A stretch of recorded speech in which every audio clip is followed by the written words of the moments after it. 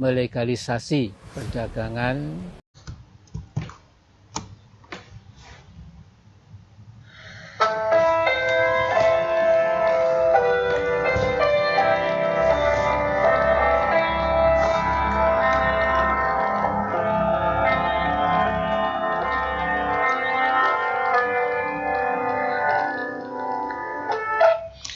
Oke, baik.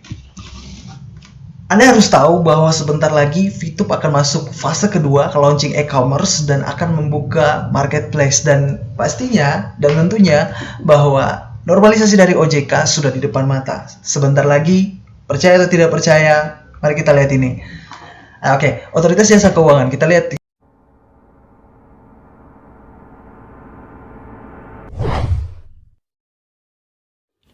Halo guys, jumpa lagi di channel saya, Om Pais Vlog. Oke, mudah-mudahan sahabat semua ada dalam keadaan sehat walafiat, tidak kurang suatu apapun, amin ya Allah ya Rabbal Alamin. Berikut ini adalah daftar 28 penawaran investasi bodong yang ditutup Satgas Waspada Investasi. Di sini terdapat 28 perusahaan ya, dan lampiran 2 daftar entitas ilegal. Saya tidak akan sebut satu persatu ya.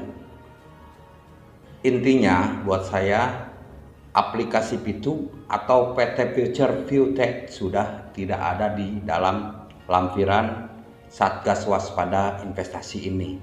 Dan di ke-28 perusahaan ini Anda bisa baca sendiri ya. Nanti saya akan lampirkan linknya untuk membuka beritanya. Dan ini sebuah berita besar ya, atau berita menggembirakan buat para VTuber, bahwa PT Future ViewTech atau VTube kita ya sudah hampir 100% legalitasnya tercapai. Dan di video ini pula saya akan bacakan berita dari pihak OJK yang terbit tanggal 1 Maret 2021 ini. Halo guys, hari ini tanggal 1 Maret ada berita dari OJK, Otoritas Jasa Keuangan, tentang Satgas Waspada Investasi hentikan TikTok Cash dan Snack Video. Dan aplikasi VTube sudah tidak ada di daftar aplikasi ilegal atau investasi ilegal oleh OJK. Ini akan saya bacakan ya beritanya. Siaran Flash Satgas Waspada Investasi hentikan TikTok Cash dan Snack Video. Jakarta 1 Maret 2021. Satgas Waspada Investasi yang beranggotakan 13 kementerian dan lembaga dalam tugasnya mencegah kerugian masyarakat kembali menemukan aplikasi TikTok Cash yang menawarkan pemberian uang kepada penggunanya hanya dengan memperbanyak penonton dari video di sebuah platform yang berpotensi merugikan pemakainya. Satgas dalam rapatnya Jumat 26 bulan 2 itu 26 Februari ya, juga sudah meminta aplikasi Snack Video untuk menghentikan kegiatannya karena tidak terdaftar sebagai penyelenggara sistem elektronik PSE Kementerian Komunikasi dan Informatika dan tidak memiliki badan hukum dan izin di Indonesia. Kami sudah bahas dengan pengurus Snack Video dan terdapat kesepakatan untuk menghentikan kegiatannya sampai izin diperoleh. Kami juga telah meminta Kementerian Kominfo untuk menghentikan aplikasi TikTok Cash yang berpotensi merugikan masyarakat, kata Ketua Satgas Waspada Investasi Tongam L. Tobing. Tongam mengingatkan masyarakat untuk selalu mewaspadai penawaran-penawaran dari berbagai pihak yang seakan-akan memberikan keuntungan mudah tetapi berpotensi merugikan penggunanya.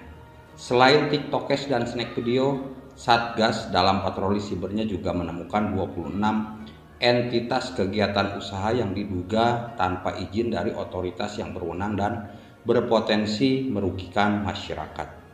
Dari 28 entitas tersebut diantaranya melakukan kegiatan sebagai berikut. Kegiatan money game, 14 kegiatan money game, 6 kripto aset, forex dan robot forex tanpa izin, 3 penjualan langsung direct selling tanpa izin, 1 equity crowdfunding tanpa izin, 1 penyelenggara konten video tanpa izin, 1 sistem pembayaran tanpa izin, dan 2 kegiatan lainnya. Satgas Waspada Investasi juga menyampaikan bahwa terdapat entitas yang telah mendapatkan izin usaha, yaitu PT Brilian Nusantara Mandiri Bliuntung, karena telah memperoleh izin untuk melakukan kegiatan penjualan produk dengan sistem multi level marketing.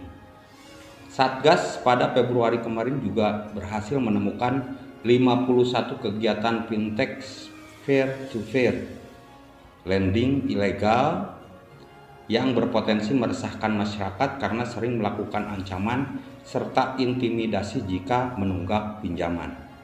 Satgas Waspada Investasi terus berupaya memberantas kegiatan fintech peer-to-peer lending ilegal ini, antara lain dengan cara mengajukan blokir website dan aplikasi secara rutin kepada Kementerian Komunikasi dan Informatika, serta menyampaikan laporan informasi kepada Bareskrim Polri untuk proses penegakan hukum.